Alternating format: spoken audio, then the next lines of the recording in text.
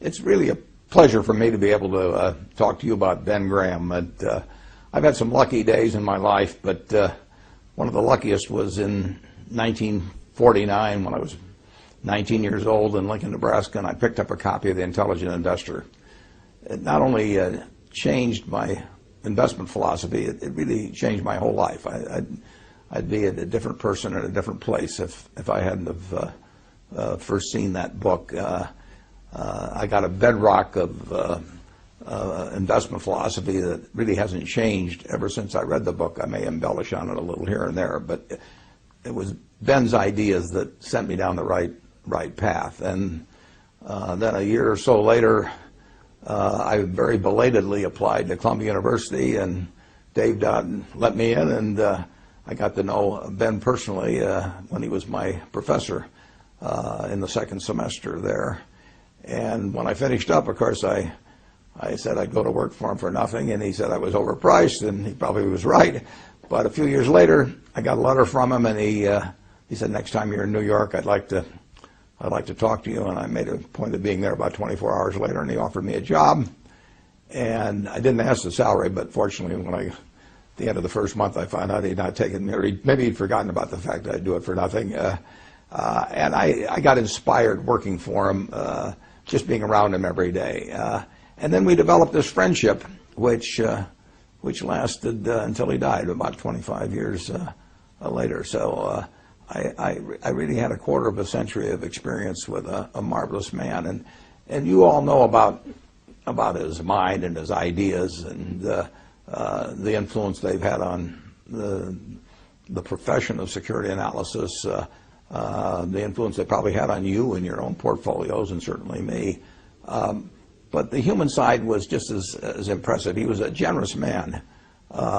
When my first son was born, shortly after I went back to take the job in December of 1954, my son was born, and I gave him the middle name of Graham. I named him after my dad, Howard, and then after Ben Graham with the middle name of Graham.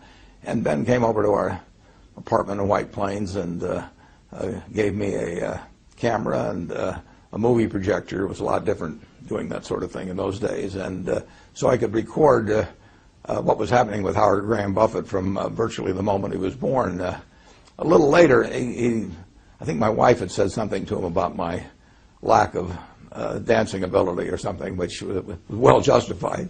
And Ben gave me a certificate for some free lessons at the Arthur Murray Dance Studio in White Plains. That may have been the worst investment he ever made.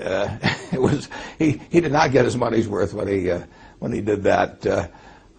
He moved out to California in 1956, and my family visited him time after time, and he was always encouraging.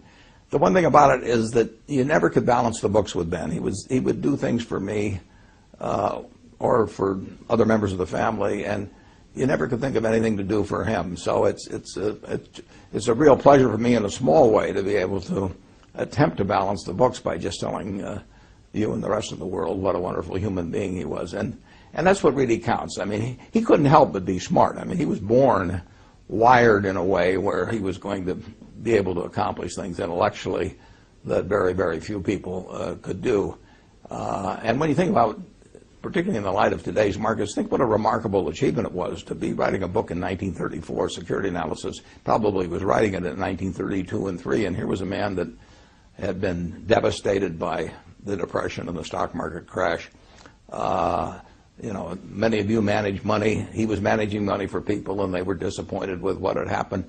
But he could see far enough out in the future that he still turned out this marvelous book in a dispassionate, very rational way, and not overwhelmed by the events of the previous couple of years. But he wrote a book where 75 or so years later, we're still reading it to learn new things every day. So it was a marvelous intellectual achievement. But again, that he couldn't help that. He was born with that brain. He didn't have to be the wonderful human being he was. I mean, he could have behaved in an arrogant manner or had a tone of superiority because he had to know he was smarter than 99.99% of the people around him.